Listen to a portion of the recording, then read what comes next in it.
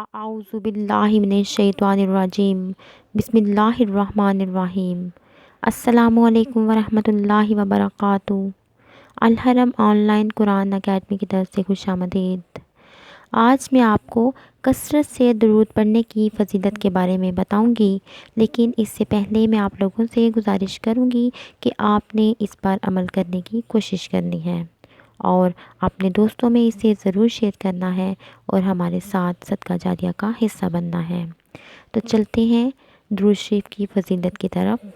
رسول اللہ صلی اللہ علیہ وآلہ وسلم نے ارشاد فرمایا، جس شخص پر تنگ دستی مسلط ہو جائے وہ مجھ پر کثرت سے درود پاک پڑھے، اس لیے کہ درود شریف تنگ دستی کو ختم کر کے کثرت رزق اور حاجات کو پورا کرنے کا باعث ہے۔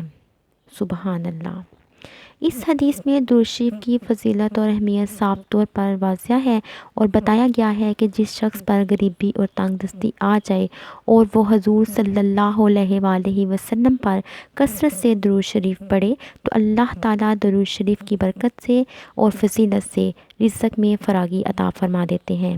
لیکن یہاں میں آپ لوگوں کو بتاتی چلوں کہ آپ کوئی سا بھی درود شریف پڑھ سکتے ہیں، چاہے تو درود ابراہیم پڑھ لیں یا چاہے تو صلی اللہ علیہ وآلہ وسلم پڑھ لیں، لیکن شرط یہ ہے کہ پڑھنا کثرت سے ہے اور کامل یقین کے ساتھ پڑھنا ہے۔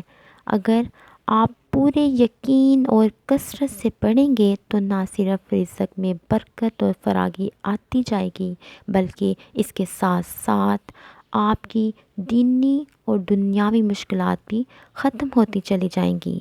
اللہ تعالیٰ سے دعا ہے کہ اللہ تعالیٰ ہمیں حضور صلی اللہ علیہ وآلہ وسلم پر کثرت سے اور کامل یقین سے درود پڑھنے کی توفیق عطا فرمائے۔ آمین۔